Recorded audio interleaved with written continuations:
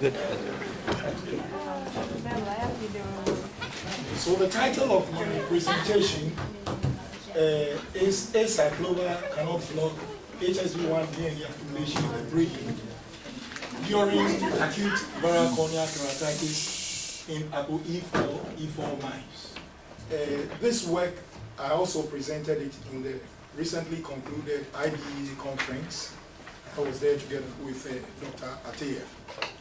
And my name is Clement, and acknowledgement goes to all my students. I'm always on their backs to study science. Also SUNO in the LBRN, and then the Louisiana Vaccine Center. So we have done a number of publications, and what we have tried to do is to basically connect neurological damage to certain specific factors which occur in us. All of us have herpes virus in our brain. Every single person sitting here has herpes virus. Sometimes you get a sore or an easy feeling in your mouth. It's the virus in your mouth.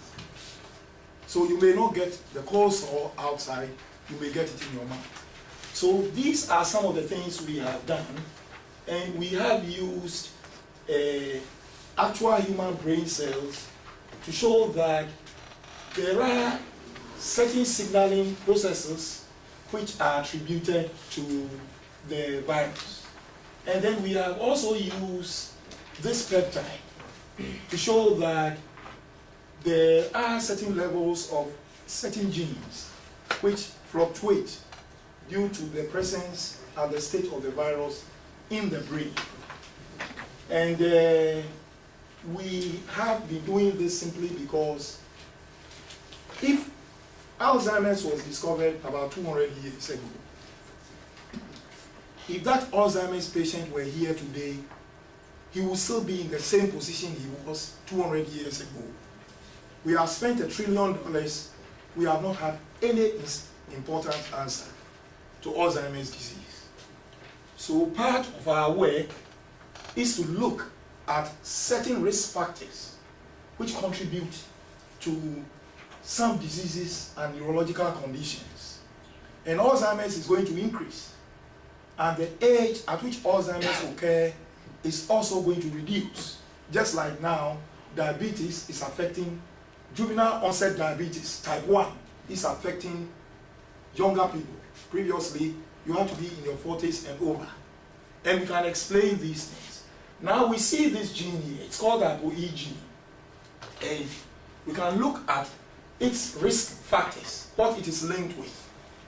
Heart attack, diabetes, stroke, hypertension, metabolic syndrome, obesity, Alzheimer's disease, coronary heart disease, and different types of diseases, this particular gene. And this gene has common variants. We have the E2, we have the E3, and the E4.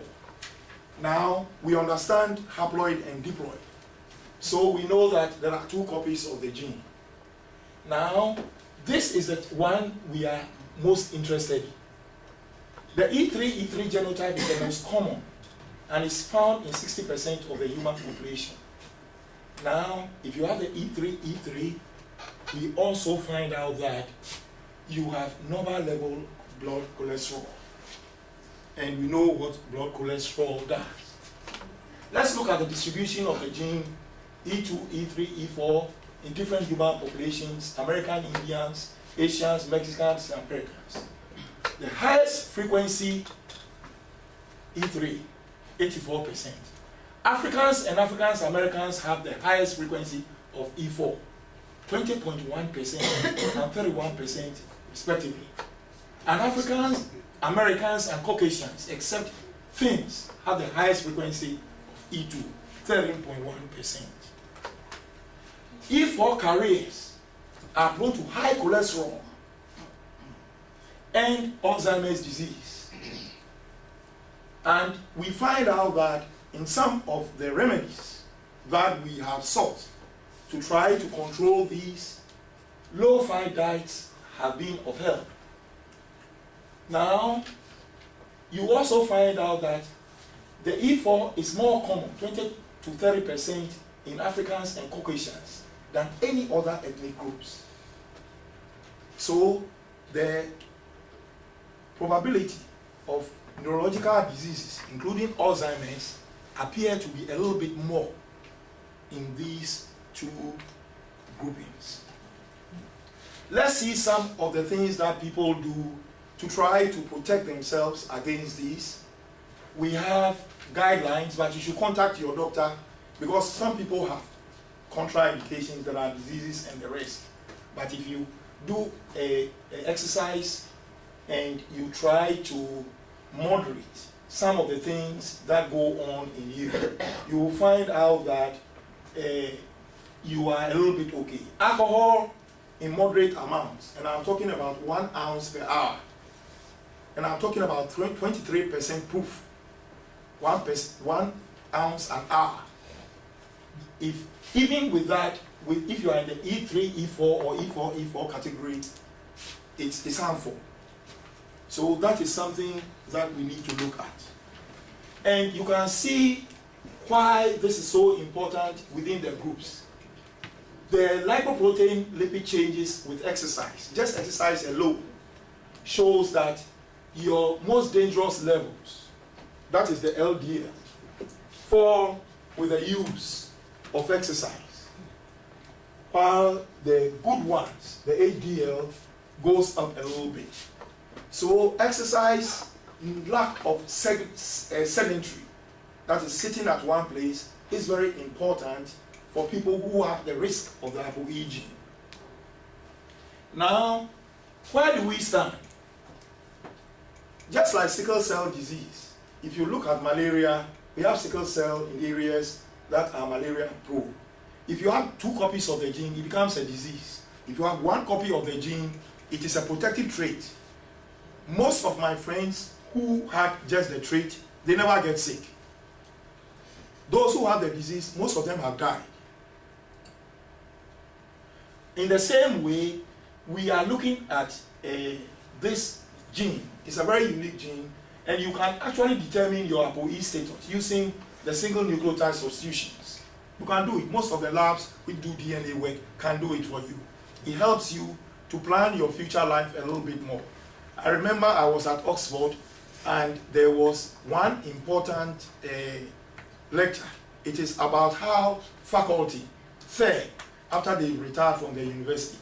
It was the most attended because people wanted to find out where they ended up. So it's also always very important to know where you stand in terms of your E4 status to be able to manage your life a little bit more, exercise, and a combination of balanced diets which help with long life, strength, and not losing your memory. In much of the work we have done in the lab, we have looked at E4. If you look at the risk factors, people who have E4 are very prone to cold sores. They are also prone to genital herpes. Now, if you have genital herpes or you are prone to genital herpes, you are also likely to get HIV infection very easily. That is how it goes. So what we did was to look at the gene again. You can never use humans for experiments, but we can create a transgenic system where we knock the gene into a mouse. We are about 99% similar with mice. That is very, very important. We have to notice this. We are very close to them. And then we wanted to investigate how the gene operates in the presence of the virus. Because we wanted to tell a story. If you have the gene E4, are you more prone to the virus ability not to sleep, but to continue to replicate? Because when the virus replicates in your brain, it destroys brain cells. Destruction of brain cells leads to brain damage. And we'll find out. So what we did was to test the effectiveness of Acyclovir. It's the gold standard in antiherpetic drug treatment. And what we did was to infect the mice and then test the drug, use the drug as a prophylaxis, and find out how the mice respond. These are mice which have the human gene ApoE4 background. How do they respond? How do they fare?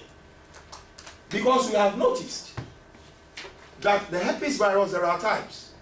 We call some low phenotypic reactivators. When they infect you, they just sleep.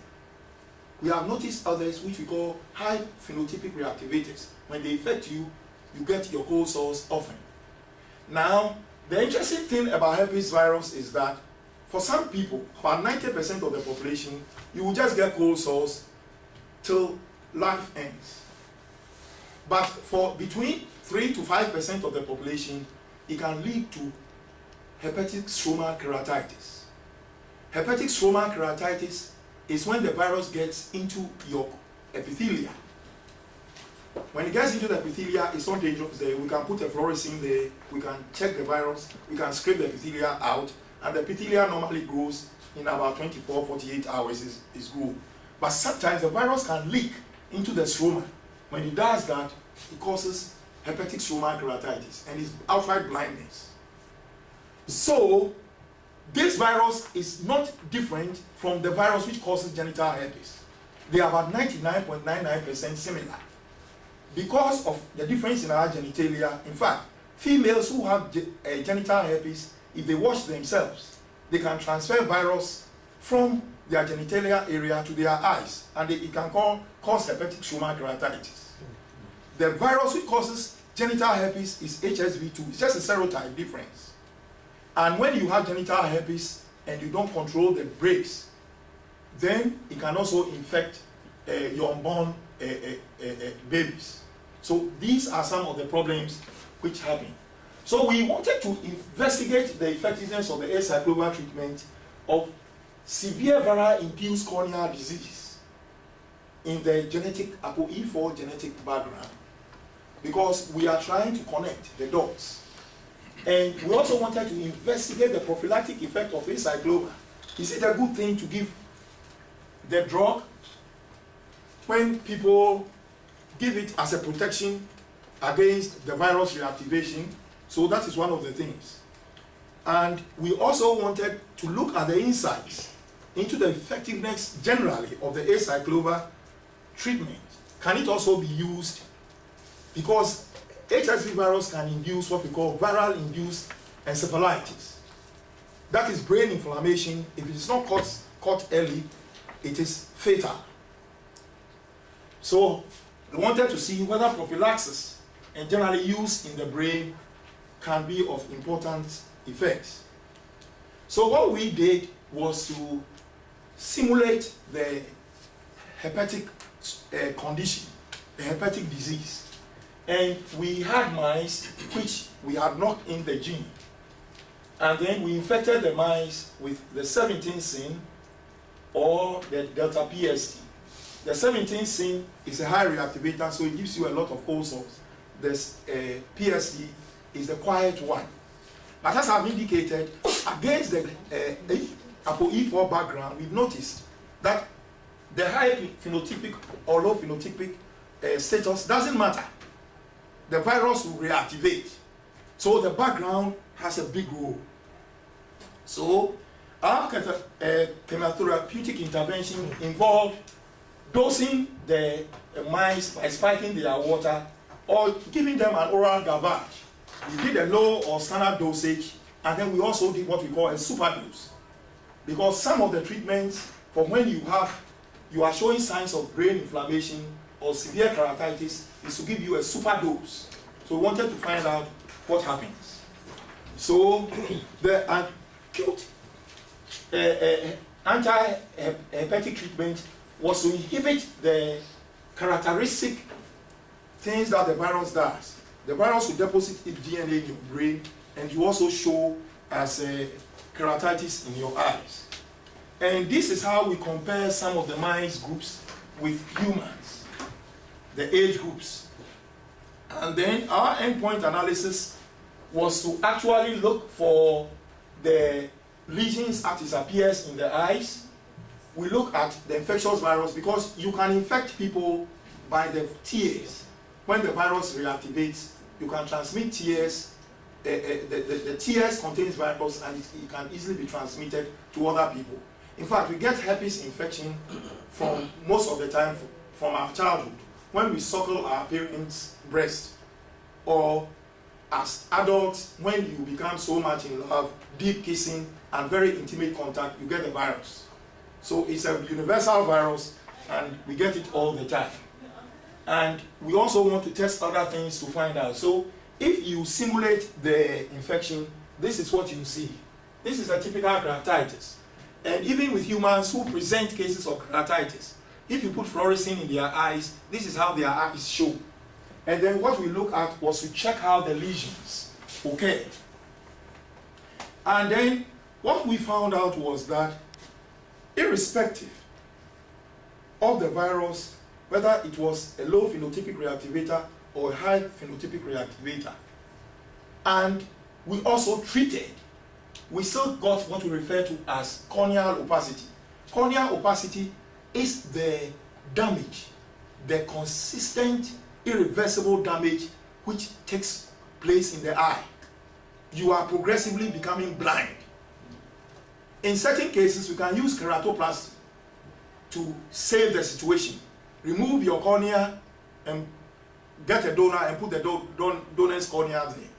The problem we've had, because we did some research in this area and we wrote a big review, sometimes the donor will also have herpes in their cornea. And so it worsens your case.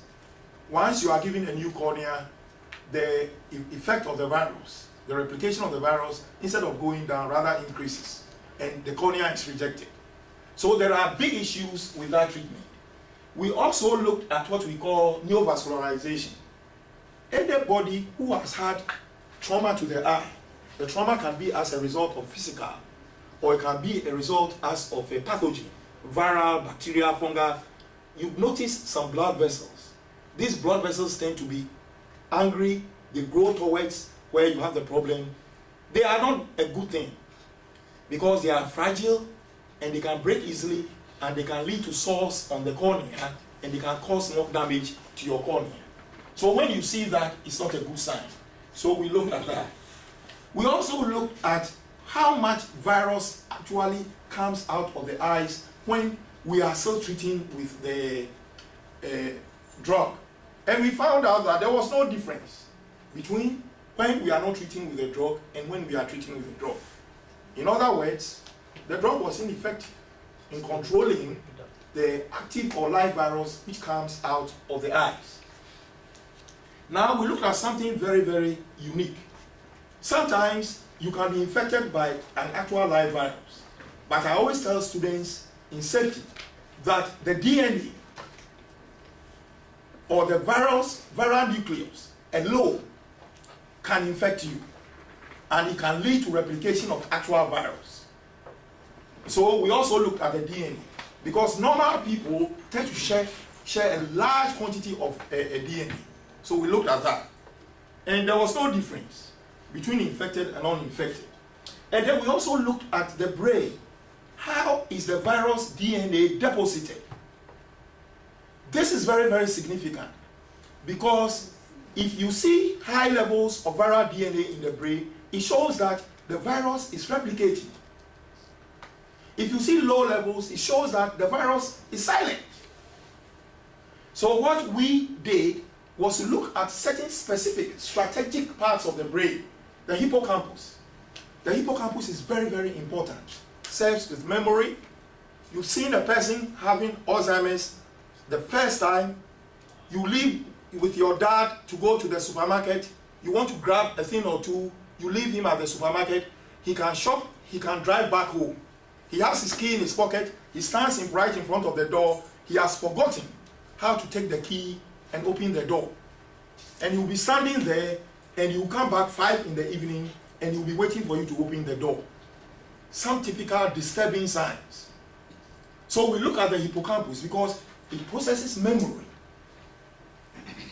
And we found out that there is an increased viral deposition in the hippocampus. We also looked at the cortex. And there was no difference whether they were treated whether they were not treated or not. But the significant thing was that we were finding more deposition in the left brain. Why are we finding these? So we clearly saw that the antiviral treatment, the Acyclovir, had no effect on the ApoE background. On the ApoE background, no effect. The corneal lesions, which leads to the damage to the cornea, takes place.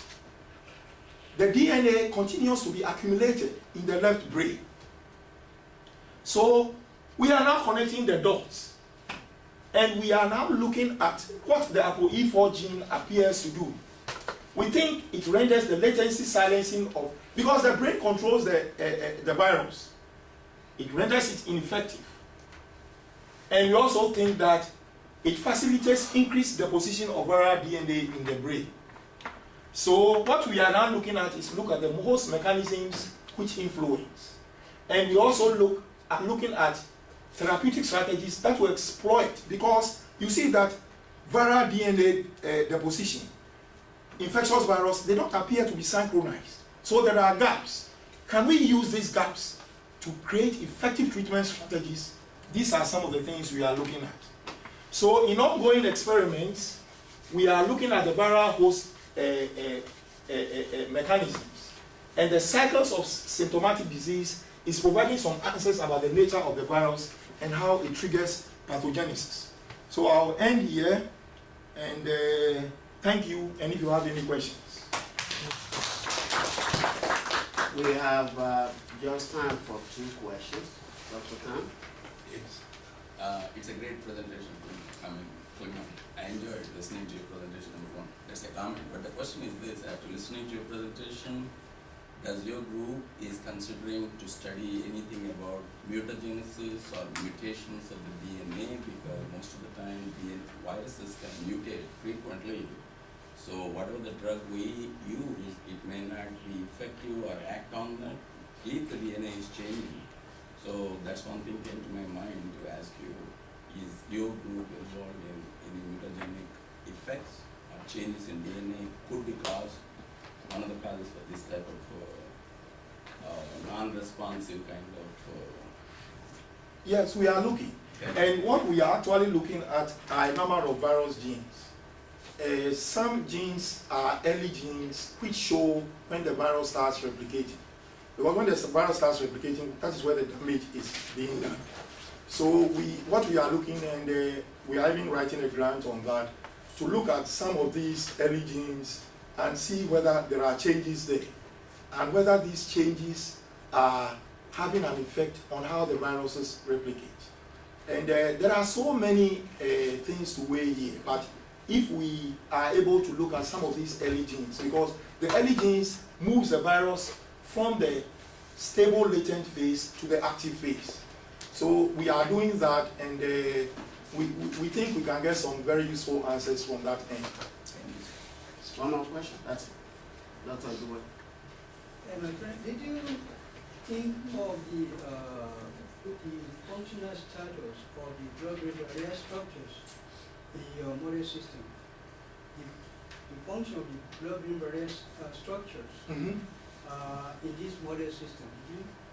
That is one big thing we want to look at, because we always believe that there is a problem at the blood-brain barrier in how effective any treatment can be. So it is one thing we are looking at, and one of the important things is to look at delivery methods. And one of the research we are doing is deep delivery. And I think Dr. Zen is here. We have been looking at, we are trying to write a grant, and what we want to do is to use microcoil technology and to use some of the technology to see if we can coat polymers with drugs, and if we can introduce these polymers closer to the brain, and if we can induce magnetic activity and see whether the drug release can be better. So these are ideas, and hopefully we may be able to get some funding there. I believe we will get it, and maybe me and Dr. Zeng will get a Nobel Prize from that. Who knows? Yes.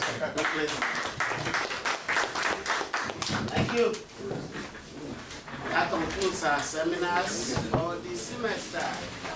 Thank you for coming.